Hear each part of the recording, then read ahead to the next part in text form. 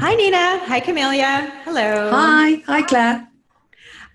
So thank you guys so much for being here. I'm super excited to talk to you both. I think before we start, we should just explain, Nina, why it says Rayanne underneath. Can you tell us who Rayanne is quickly? Certainly, Rayanne is my real name. Nina Harrington is my pen name, which I use for writing romance fiction and also non-fiction books. Perfect, perfect. Okay, so I'm going to go ahead and read kind of your bios, Nina, and also Camelia, just to make sure that folks kind of know who you are and know what you're up to. Please do.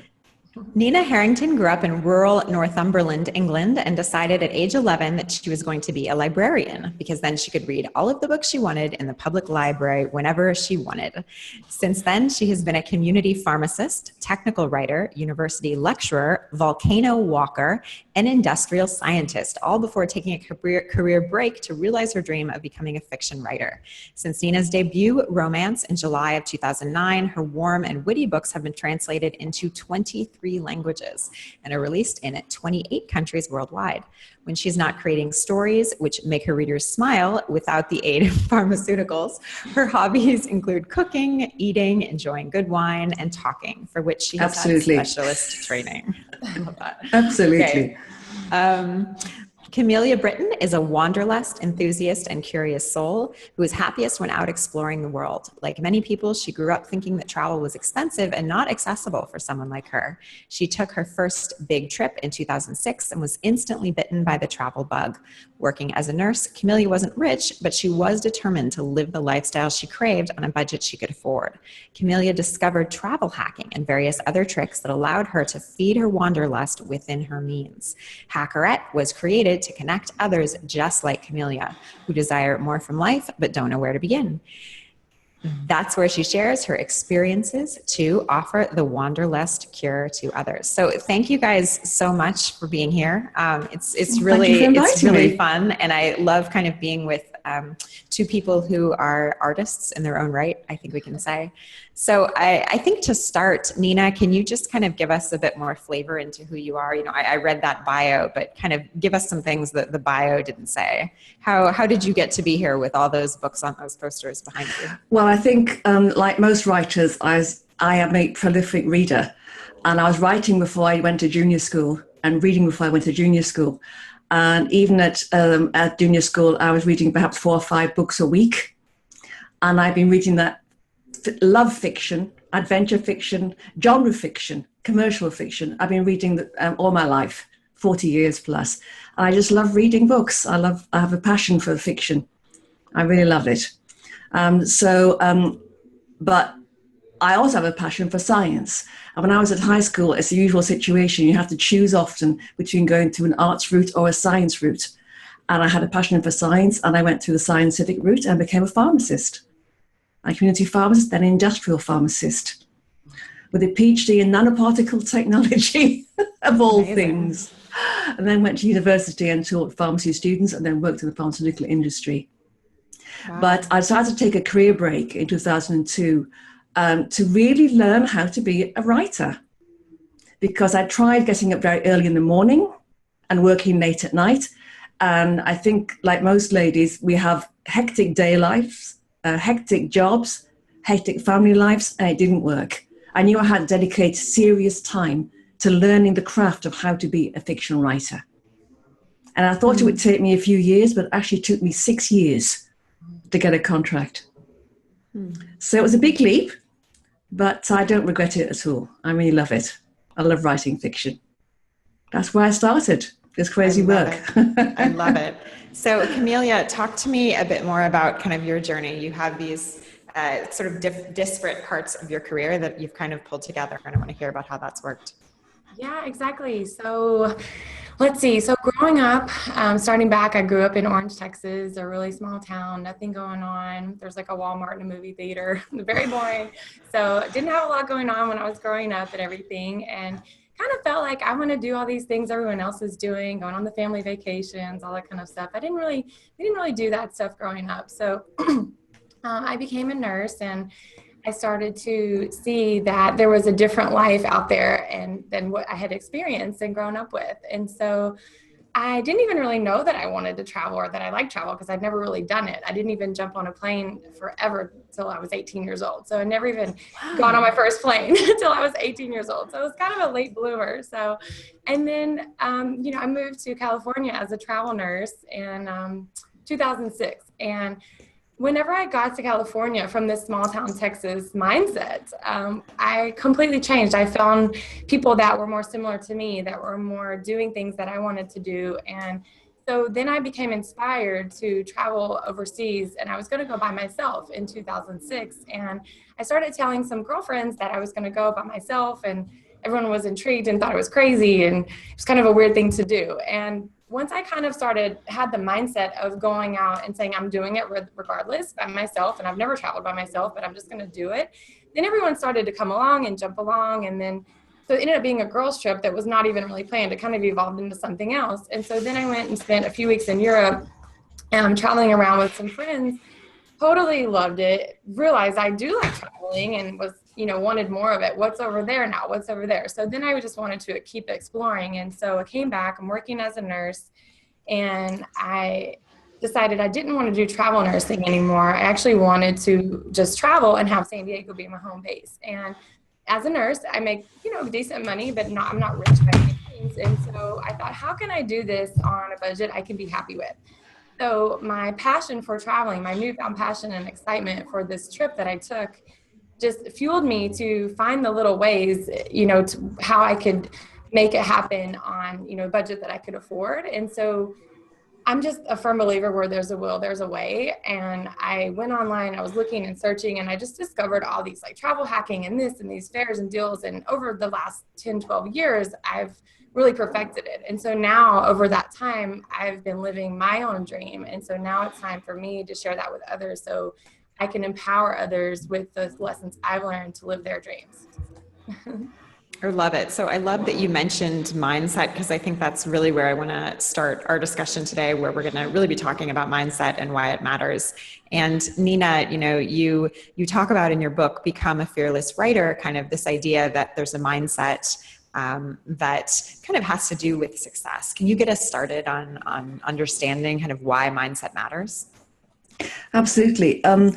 Coming from a business background, I think I had a slight advantage over many creative entrepreneurs in that I understood that the fundamental basis of success, as you define it, I mean, success to different people means different things, obviously, but as you defined it, is to know what you want to achieve and why you want to achieve it.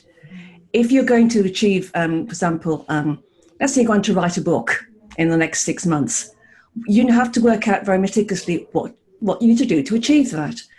How you're going to work it out, what steps you to take to achieve that objective. And in business, you do that every day. You have a plan and objectives and a budget, and you work through it. Creative entrepreneurs, especially writers, fiction writers, often are super creative and so talented. I've met some amazing talented fiction writers. They're a wonderful group of people, but they don't always have a business in the true sense mindset. And they don't approach the work in an entrepreneurial way or apply their creative skills to the business aspects of being a writer. And unfortunately, in the modern publishing world, this is actually a pretty crucial element of being able to create a living for yourself and generate income by selling your work as a writer. You really do need to have a belief system and thought processes which look at your work as something which is of huge value, which you invest the time and money in, and energy. At the end of the day, you might be only writing a couple of hours snatched from your day every day, but you're investing your time, your money, your love, your passion, your energy into it. But you also have to think about how you're going to share that work with other people in the most effective way possible. And that is where the whole entrepreneurial approach is so essential, I think, to the modern writer. That's where I come from in that aspect. I hope that makes sense. Yeah. So one of the things you mentioned is sort of that idea of the why. And I want to ask you, Camelia, what about this why? What was your why with travel? Why did you start traveling 11, 12 years ago?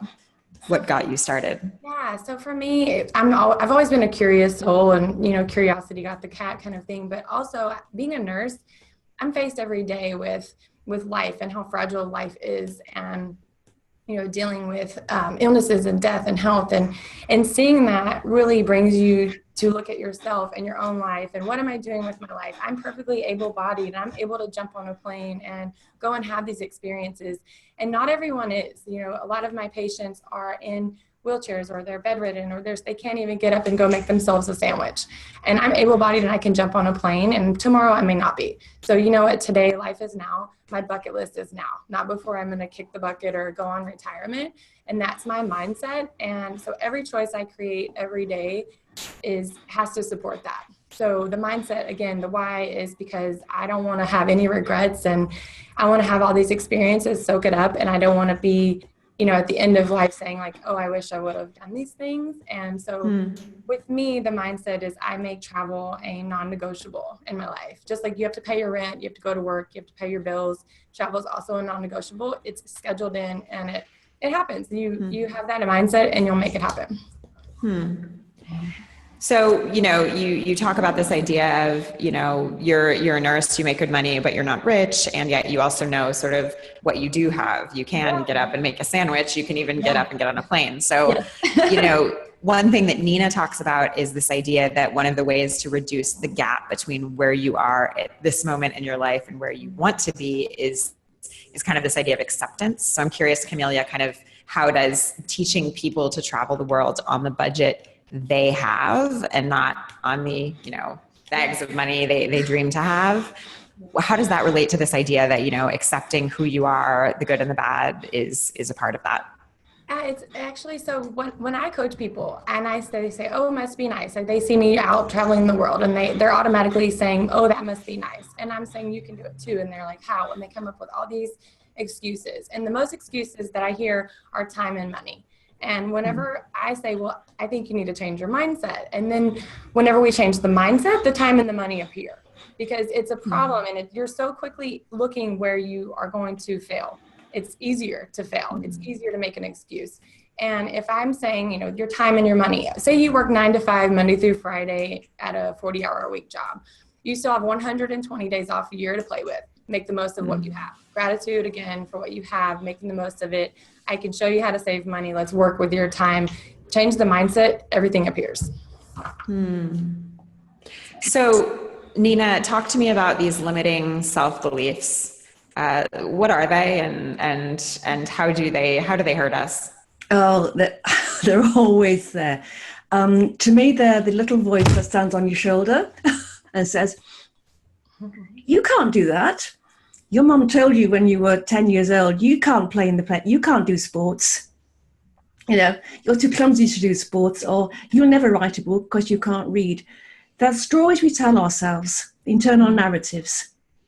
And those internal narratives, some of them are real. They're based on historical events which happened to us. And some of them are actually constructs.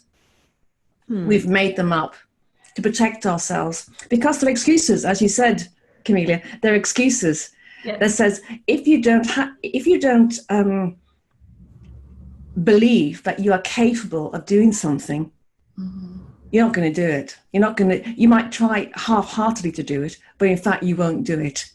They're constructs. They're patterns of belief. We make stories up every day of the week, well, I do anyway, but you make a story. If you go to the store and something interesting happens on the way home from work, or you see something interesting in your life, you tell someone about it when you get home, don't you? I saw this crazy guy walking down the street, had a flower hat on his head, I said, oh, he's carrying a cat under his arm. You tell someone when you get home. Well, it's the same thing. You tell someone a story to make a pattern out of the events in your life and to make sense of them. And unfortunately, what happens is that all too frequently we have negative internal narratives. We have negative limiting beliefs. And those limiting beliefs really are holding us back. In most cases, I have to say, from what I experienced, they're there to protect us. We've made them to protect us from fear, or protect us from harm, or protect us from doing something unusual, and which means we step outside our comfort zone. Yeah. I'm not going to write a book because, I mean, what if it's rejected? Yeah. Right. What if I get criticized and I get terrible 1-star reviews everywhere, you know? Yeah. Or if someone says, oh, you're that person that wrote that dreadful book and I totally disagree with you, and you get criticized by family and friends, and you're going to hold back. You're going to say, I can't do that. You know, it's a belief system which is there to protect us. That's a limiting belief to me. Wow. It's holding us back. And it could be anything about any aspect of our lives. How did you become interested in limiting beliefs, understanding what they are, and how to, start attacking them? It really started about 2013, where I had a bit of a very unusual and exciting opportunity happened in my life. I've been writing romance books for Harlequin. Milton, are you familiar with it? Sure, of course. And I also love reading crime books. Huh. You know, I love reading crime books. And I've had lots of ideas for crime books, but never written one. And then out of the blue, Harlequin introduced this new digital first line in London called Carina UK. And they were looking for crime submissions. And it was fantastic editors, are super excited, new team, professional editing, professional cover design, professional marketing and promotion. And I thought, this is the chance I've been looking for. And I submitted an idea I had. Also, much longer books, more complex books, expanding my creativity, and as well as getting my stories across to other people. And I thought, it would take months and months and months to get reply back from the publisher. It took a week. Wow. So, and within 2 weeks, they'd offered me a 3-book deal to write these crime books, which was incredibly exciting. Until I stepped back and thought about my existing commitments. And what I'd done was earlier that year, this was in the February, and in January, I signed a contract to write 3 Harlequin novels. And now I just signed, I was asked and encouraged to write 3 crime novels. 6 books in 12 months. And that's an awful lot of words. And that's not including revisions or editing or feedback or changes. We're talking about 500,000 words, 700,000 words. And I'm not the fastest of writers. I'm fast, but I'm not that fast. And I had one big challenge, and that was my chronic procrastination. And I thought to myself, I need to understand and overcome this procrastination. Otherwise, that opportunity will go. I will fail to deliver the books. They were delivered at the last minute, and they won't be the best work. Or I'll lose this opportunity to realize my dream of writing crime fiction and romance fiction. That ain't going to happen, girls. That was not going to happen. I was not going to let that happen. So I had to get smart. I had to start doing the investigation. I had to start understanding why I was procrastinating. And that's when this journey started. It started in 2013, trying to understand about why we procrastinate and why these fears are holding us back. And it's been a fascinating journey and a complex one. But I think I'm there now. I think I am. Not every day, by any means, but almost there. So, Camelia, Nina's talking about this idea of how she thinks she's there, she's almost there. And I'm wondering, Camelia, you talk with and coach a lot of people who want to travel the world, and they look at you, and maybe they're not doing it because they have these beliefs that they can't, but they look at you and they assume that you've sort of overcome all of yours, right? I'm curious if that is the case, or kind of what you do if you do still struggle with these. For me, my personality is a little bit ready, fire, aim. So I kind of just jump into things a lot of times. I sometimes bite off more than I can chew and then realize that after the fact. So my self-limiting beliefs aren't so much with the lifestyle, but my self-limiting beliefs became from being a coach and who am I to be a thought leader? And even though I have proven that I'm living this lifestyle and people see it, so there is proof, but the self-limiting beliefs of thinking, why does anyone care what I'm doing? You know, how can I help? And I guess for me, I didn't realize how much I knew, because this is life for me. And and when I talk to people, even travelers that are passionate about travel, and there's things that I know that they don't, and I don't think of myself in that way of, oh, I know so much. But when you talk to people and you're helping them, you realize how much that you actually do know. And I think that was more my issue with my own self-limiting beliefs, not so much as living the lifestyle, because that comes easy because I kind of jump in, but more so, who am I to help these people? But the more people that came to me and I'm able to help them, then the more I can see that I actually do know what I'm doing, and I do have value to offer, and I am helping these people. And it's amazing to have, one of my clients is, 27-year-old single mom and with a 2-year-old baby, and she's desperate to travel. And I worked with her, and she had those self-limiting beliefs. Like, I'm a single mom. I work, a medical spa, making, regular money. And how can I do this? And I said, work with me. Let's do it. We did it. She did it. Now she's posting on Facebook. She's one of my greatest testimonials. She's traveling the world. And we ripped away those self-limiting beliefs. And because I showed her, there's no reason you can't do it the same way I'm doing it. So, and like you said in your book about how finding someone who you match, who connects with you and who you want their lifestyle, and then don't recreate the wheel, just do what they're doing. And find someone you connect with that's your personality, that has your style, and you want their life. And then you cut through the red tape and you fast track yourself to getting there. And I guess my own self-limiting beliefs were just more seeing myself as an expert, because I just don't have that kind of ego, I guess. I'm more about helping and coaching and providing value, and but not as much as that I couldn't live the lifestyle, because this has been my life for the last 12 years. So I'm pretty in it, and I know that I can do it.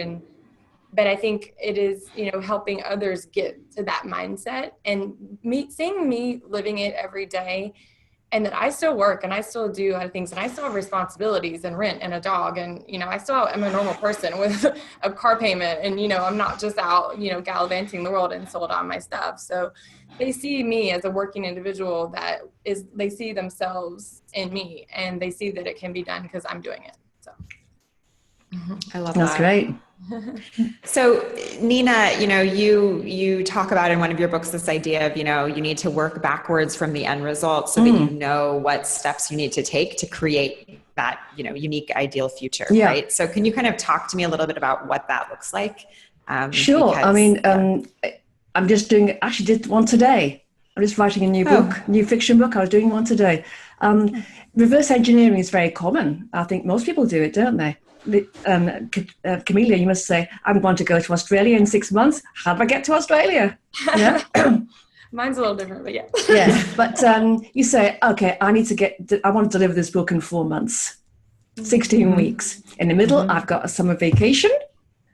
I've got this commitment and that commitment. I can work X hours a day. I know how many words I need to produce in that time period. And you build in a step-by-step plan. So here's your final destination. Here's where you are now. And today I've got a story idea of about 1 page. And that's all I've got. In 4 months' time, I need to deliver a book. And in the meantime, I've got this commitment. How many days have I got? What do I need to produce every single week, every single day? And you break it down into smaller and smaller chunks. But once you know what steps that need to take, it suddenly becomes less scary to me. It's not an unknown. You know what you have to do. And by knowing what you have to do, you can say, what resource do I need here? What do I need to do this at this point? And you can do milestones or sort of stepping stones along the way, saying, right, at this point, perhaps you can reward yourself by achieving that little bit. But also, small wins are very motivating, I find. Yes. At the end of the month, if you've you've achieved something which is very special, and it's a major step on the way to your final dream goal, I think that's pretty important. I do. I think it's very motivating. Small wins every day. mean, I've got pals who write full time. I've also got pals who work full time. One of them is a nurse, actually, and she writes in the lunchtime. She's got 3 kids, and she works sitting in the carpool and waiting for the kids to come out of the gym. And she dictates into her phone, and she writes on an iPad, and she works around the time she has available, but she knows what time she has available every day. It might only be an hour or 2 hours. 2 hours a day, 5 days a week, you can do 10,000 words in a book. Say that again. 2 hours a day, 5 days a week. If you 2 hours a day, 5 days a week, you can write 10,000 words. If you write 10,000 words, I have to add to that. Yeah. If you write 10,000 words, it might not be 5 days. It might be 7 days. You might have to work a couple of hours extra at the weekend to make up for something happened during the week, which means, but you can, if I believe in the Pomodoro method, and I'm sure you've heard of it, where you do 30-minute sessions. My little on my dad. But some people I know can do 20 minutes. That's all they've got. But they still write books, they still produce fiction, and they have schedules and contracts, and they deliver on those contracts. But they know very, very clearly and have a defined estimate of what time they're available, how many hours a week they can dedicate, and they're very honest and realistic with themselves about what that is. It might only be 1 hour a day. If you've got a busy life and kids and family, other commitments, if you can only write 1 hour a day, you can only write 1 hour a day. And that is the truth of it. And once you accept that, then you can work out how long it's going to take you to deliver that 50,000, 70,000, 100,000 word book. It might take you 6 months. It might take me 9 months. But as long as you're realistic, you won't fail. You won't fail. You'll have small wins every single day. Yeah, sorry. I really want you to tell us how you use the Pomodoro method, because I think that some people watching won't know what that is. And Certainly. I think it's fascinating. And everything you're saying right now is just, I mean, it's kind of mind-blowing in terms of how much you're able to produce. And so, I mean, do you credit that to this really focused time with the Pomodoro method? And if so, how does it work? My own work method is rather different from many, because I'm a planner. Mm-hmm. I'm a part planner. Some authors can't plan. Mm-hmm. They have to free write. They're called writing up seats with their pants. They're pantsers, they call them, to use the expression. But I plan out. I spend time planning. That's built into my schedule, and then you work out what your objective is going to be in terms of your timeline. The Pomodoro method is basically it was devised by a gentleman, Mr. Carrillo, I believe his name was, who was interested in how to be more effective as a student. And basically, it's called Pomodoro because the only timer you had was a kitchen timer in the shape of a tomato. Pomodoro tomato. And basically, it is setting out, it's at the simplest form, which I use. It can be more complicated, but in the simplest form, you spend 5 minutes planning what you want to do, meticulously, the specific thing you want to do in this objective, in this time period. So you get your headspace on. 5 minutes centering. You literally center down in yourself. Take a quiet space, or where you're going to work, coffee shop, wherever it is, you center down. And then you write for 20 minutes. Mm-hmm. And normally it's pen and paper. Normally it's not typing. After that 30 minutes, you stop and sit back and take a break. It's usually 5 minutes, no screens and no talking if you can possibly avoid it. It just gives you time for the ideas to work through your brain. I call it noodling. It gives the idea time to noodle in your brain. In my brain, it's definitely noodles. And then you come back, you sit back down again. And if you can, not always, if you've only got 30 minutes, you've only got 30 minutes. But if you can, you then write for another 20 minutes. And then you stop. Even though if you're mid-flow and you're doing something, you stop. Yeah? And you put down your paper with paper. You make a note of where you are. You perhaps make a note for what you want to do next, and then you walk away. If you can do a couple of those hours every day, or perhaps every week, it's amazing what you can achieve. It really is. But you have to know what you want to do in that session before you start. And then you can combine those sessions, either one a day or two a day, or as many as you can, to produce something really meaningful. It also gives your brain time to think. If you step away at the end of that hour, in the book I call it the 1 hour writer, but in fact, many professional authors I know combine several sessions back to back. They do the normal things. You get up, you walk, you stretch, obviously, because you've been sitting there, wherever you are, for about an hour. You get up, you stretch, you do exercises, you walk, you do your domestic duties, you do something else. And then you come back to it. You can get an amazing amount of work done in that time period. That's how it works. Well, for me anyway. Well, and you have gotten an amazing amount of work done. So, Camelia, I think one of the themes that we were just talking about is this idea of just kind of whatever you're doing, just focus on that thing in terms of trying to get your work done in order to reach that dream you have. So you have this interesting career where you really have sort of these two things going on. You've got nursing, and then you've also got, this traveling and building your brand and extending your brand in the travel space with Hackrat. So talk to me about how you deal with those two things and kind of the tension of, doing one and then doing the other, or how you think about that. Yes. And then the third of travel too. So I get that question a lot. How do you manage it all? I got this question last night with a client. How do you manage it all? I'm definitely a multitasker with writing. My writing is a little different as a travel blogger. My writing is a lot like I talk, because it's a blog and it's more personal. And so a lot of times I have about an hour drive to some patient's house for nursing. And so I will be in the car with my Dragon Dictation app, and I will just be speaking into the phone, and it will translate my words speaking into text words, and then you just email it to yourself. And I don't know how many blog posts I've written from the car, and it's not, and that's like one of my little hacks, but it's not going to be perfect, but you get the idea, and the ideas come out, because when you're driving, you're focused. And so you're focused on the road, and but there's nothing else. You're not texting, you're not looking at your email, because our brain is going in 10 different directions at all times. And my driving time is sort of my little Zen time to and I get all these thoughts. My mind's always going. So to get those thoughts down and to really grab them, because I don't know if you've heard of that 5-second rule, not the food one, like the 5-second of get the ideas out of your brain, right? Not the 5-second food rule, but just that if you have something that comes, if you don't feed it within 5 seconds, it's gone.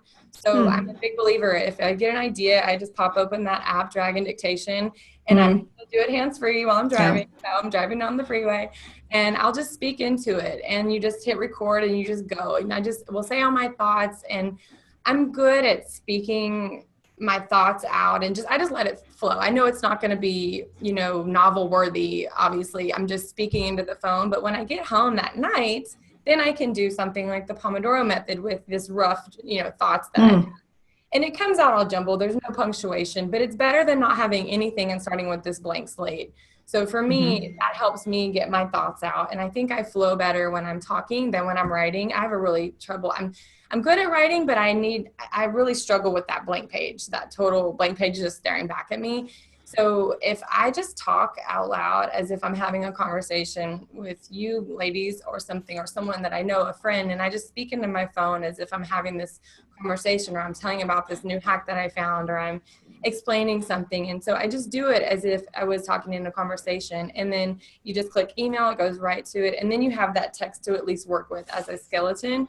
And so that is one hack I use often, because I am a blogger too as well. So I'm writing articles, I'm doing content, and it helps me organize my thoughts at least and gets it down on paper. And I can't do that when I'm driving, obviously. So that's one little thing that I do that helps. And then just also just time management. I think I'm multitasking a lot. It just is what it is. But again, this is all a non-negotiable. Like we said before, you just make the time, you make it happen. And like I said, I do have a full-time job. I have a dog. I have a relationship. I rent to pay and bills, just like everyone else in the world. It's not like I'm out, on the beach in Bali every day, just posting pictures on Instagram, which a lot of people look at my life and that's what it looks like. But there is a part of my life that is that. And there's a part of my life that is, the hustle is real, and you have to just get in there. And, the side hustle is sold separately than the glory. Wait, I've never heard that. The side hustle is sold separately than the glory. Yeah, That's awesome. It's just like, people see the glory, but the side hustle is sold separately, and you must buy both. They're a group purchase, So it's just, you're just keeping it real. And sometimes, things get in the way, life gets in the way, but you juggle and you do your best to make it. I'm very organized, so I keep my schedule, really organized. And I have multiple nursing jobs, and I'm a contractor. So again, I've rearranged my life that way so that I can choose when I work and things like that. So I am very organized, and I just schedule things in and I stick with it. And you just do it. You really have to schedule it in and commit to it every day. And when you see it grow, that fuels you. And so then you're inspired to keep going. So yeah, just manage. I mean, I think, it depends on your why. Why am I doing this? Why am I doing this? I love traveling, but it's not about me anymore. It's about giving what I've learned to other people, because I've already cracked my lifestyle. Like, my lifestyle is good, I'm good. I'm traveling, I'm working, like, I've got it down. So, but what else am I providing? At some point, what am I giving back in some way? What am I teaching? People want to know. So I'm happy to, spread that, inspiration of going from wanderlust and dreaming of this vacation to actually doing it and posting it on Facebook. Well, like I said, my client that, was a single mom, from her just wanting to do this and not knowing how, to literally within months, she's posting pictures in Thailand in this beautiful setting. And that feeds my soul and keeps me going even when it gets hard. That's brilliant. I love it. I love you it guys, too. This has been such a fun conversation. Can you tell folks, Camelia, where folks can find you, and let us know kind of what you're really working on these days, what you're sort of heads down with, if anything? Yeah. So I am on hackerette.com. It's just like hacker, like travel hacker, life hacker, all those things. So just hackerette, and hackerette.com. And then I'm doing coaching. I'm doing one-on-one. I do private consulting. I'm coming out with the Travel Hacks Academy, which is exposing all the secrets of traveling the world on a budget you can be happy with. It's not cheap. It's more about a mindset of, saving where you can so you can splurge where it counts. And so I'm working on those things, and I'm getting more into speaking so I can reach more people. And I'm so mortified that only 50% of people are taking their vacations, right? Their paid vacation time. So I'm on a mission to, change that mindset. So I'm getting into more speaking engagements and things like that. So I can say, these are the statistics, and I'm not okay with that. I have lots going on, up and coming, and yeah, it's exciting. I'm excited to keep growing and keep helping people and showing people and empowering them, especially women, to be able to go out and live their dreams and not wait for anyone else. You can travel solo. You can do it. Set your mind to it. If you need help, call me. I love it. Nina, tell us what you're really heads down on right now and where folks can find out more about the work you do. Well, I'm currently writing, I've just shared with you, I'm just starting a brand new fiction book. I'm writing new fiction, but everything in my world is around ninaharrington.com. And Nina Harrington's on social media, just about everywhere. But my new project is back to commercial contemporary romance fiction. So I'm really, really looking forward to that. It's terrific. I get such fun out of it. And I love sharing stories with readers. It's the greatest buzz. One of the greatest compliments I've ever been paid, and many romance writers find this, is when someone, like a nurse, for example, sends you a letter saying that one of your books has helped them through a really bad health day. Or they've read their romance, they give their romance books to patients in the hospital who really have had a really bad day, and they have a smile on their face, and that's special. And I really love that. I love it. So that's what I'm doing right now. I do support other writers with nonfiction, how to write fiction, how to write romance fiction, and how to outline and write storycraft for romance fiction as well. So I have a really wonderful group of readers who support me and give me such wonderful feedback. It's great. That's what I'm doing right now. Thank you. I love it. Well, thank you guys so much for being here. It's been such a pleasure to talk to you both. And I hope you guys have a great day. Thanks a lot. Bye-bye. Bye. Bye.